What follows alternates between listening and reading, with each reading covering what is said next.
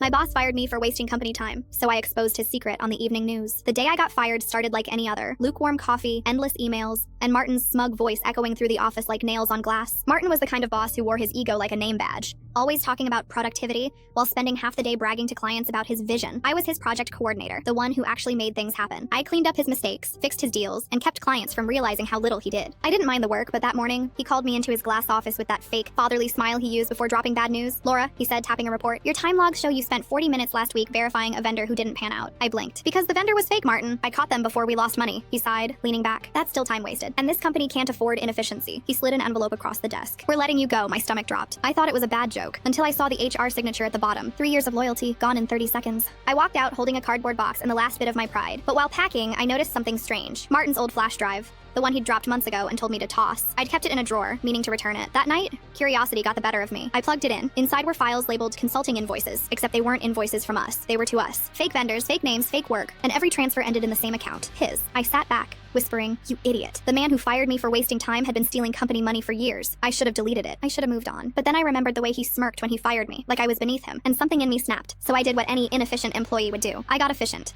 I compiled every file, every date, every transaction, and sent it, anonymously, to a friend I knew at Channel 7 News. She was an investigative reporter. I wrote, "Tip, corporate fraud at Weston Industries. You'll want to look at the CEO." 2 weeks later, I was eating cereal when his face popped up on TV. "Local executive under investigation for client fraud totaling nearly $2 million. The footage showed him walking out of the building, ducking questions, sweat glistening under camera lights. I almost choked laughing. My phone buzzed nonstop with old coworkers sending links, laughing, cheering. "Laura, did you see this?" Justice, finally. A day later, his assistant texted me privately. "Martin wants to know if you had anything to do with this." I typed back, "He told me not to waste company time." So I didn't. I never confessed, never needed to. The investigation tanked his reputation. Clients dropped like flies, and the board forced him to resign. Months later, I started freelancing, working on my own terms. One afternoon, while updating my portfolio, I stumbled across a job posting. Weston Industries seeking new leadership to rebuild company trust. I laughed so hard my cat jumped off the desk. Justice doesn't always need noise. Sometimes it's quiet, clean, and perfectly timed.